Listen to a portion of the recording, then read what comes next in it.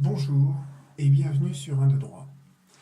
Aujourd'hui, j'aurais souhaité traiter avec vous de l'arrêt qui vient d'être rendu par l'Assemblée plénière de la Cour de cassation et qui est un arrêt très important puisqu'il parle, c'est un revirement de jurisprudence, à propos du préjudice d'anxiété des salariés qui ont été exposés à l'amiante. Alors, ce sera une très courte vidéo dans laquelle je vais vous expliquer les solutions qui ont été retenues par l'Assemblée plénière dans cet arrêt. Je vous ai dit au début qu'il s'agissait d'un revirement de jurisprudence. Pourquoi? Parce que la Cour de cassation, auparavant, considérait que les salariés qui ont été exposés à l'amiante pouvaient être indemnisés du préjudice d'anxiété dont ils étaient victimes, à une seule condition, c'est d'être inscrits dans, et c'est mentionné ici, dans les établissements de l'article 41 de la loi du 23 décembre 1998. La loi du 23 décembre 1998, c'est la loi qui a créé en fait le régime d'indemnisation spécifique des victimes de l'amiante. Et si vous n'étiez pas, en fait, si le salarié n'avait pas travaillé dans un des établissements mentionnés à cet article 41, la Cour de cassation considérait auparavant qu'il ne pouvait donc pas solliciter l'indemnisation de son préjudice d'anxiété. Et cette liste de l'article 41, elle s'était étoffée au fil du temps, mais vous vous rendez bien compte qu'il y a beaucoup de petites entreprises qui ne figurent pas sur cette liste. Et parfois même d'ailleurs des grandes, puisqu'en l'occurrence, la société en question, c'est la société EDF. Donc vous voyez que ces salariés, ils avaient été exposés à l'amiante.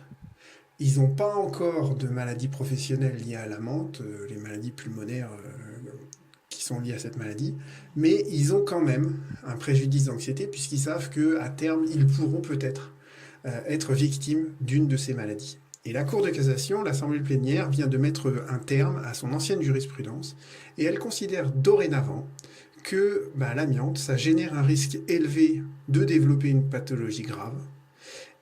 Et ce risque-là, ça crée un préjudice d'anxiété.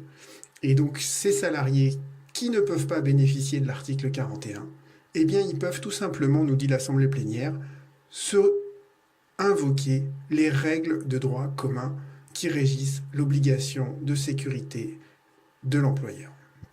Donc ça, c'est la première solution qui est retenue par l'Assemblée plénière.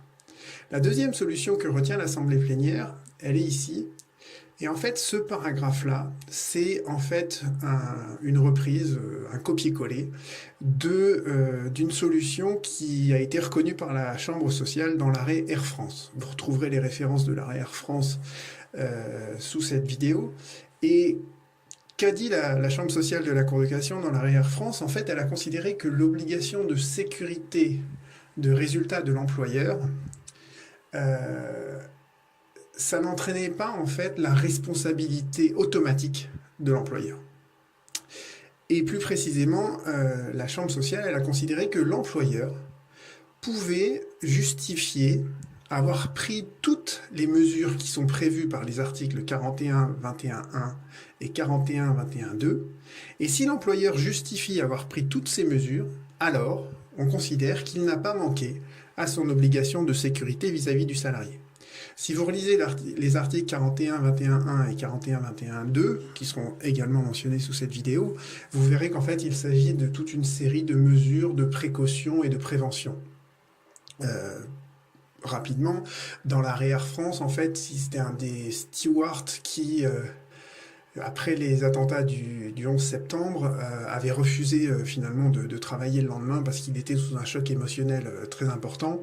Et la Cour de cassation avait considéré que la société Air France, elle avait fait absolument tout ce qui était prévu par les articles 41-21-1 et 41-21-2.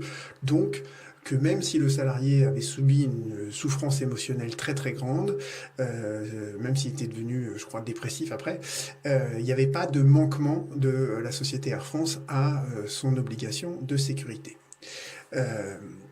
Et donc là, la Cour de cassation nous dit, voilà, les salariés qui ont été exposés à l'amiante, mais qui ne relèvent pas de l'article 41.1, ils peuvent se fonder sur le droit commun de l'obligation de sécurité.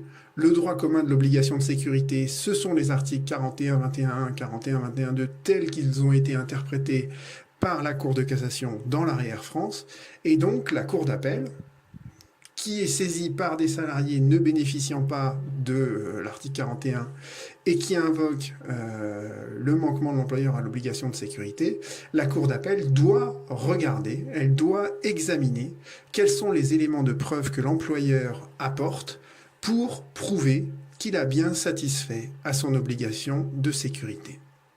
Et troisième chose que nous dit la Cour de cassation dans cet arrêt d'assemblée plénière, c'est que on ne peut pas attribuer au salarié une indemnité pour réparer son préjudice d'anxiété sans vérifier, sans identifier quel est le préjudice qui est réellement subi par le salarié.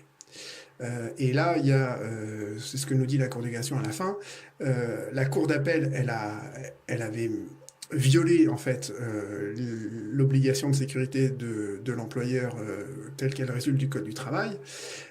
Pourquoi? Parce qu'elle avait alloué automatiquement au salarié une indemnité en réparation de son préjudice d'anxiété et elle a statué par ce qu'on appelle des motifs généraux. C'est-à-dire qu'elle n'a pas circonstancié, elle n'a pas identifié précisément pour ce salarié donné quel était son préjudice. D'accord? Donc en fait, quand on répare un préjudice en droit commun, il faut toujours que le salarié apporte la preuve de son préjudice et que les juges constatent l'existence de ce préjudice et son étendue. Voilà donc quel est l'office du juge.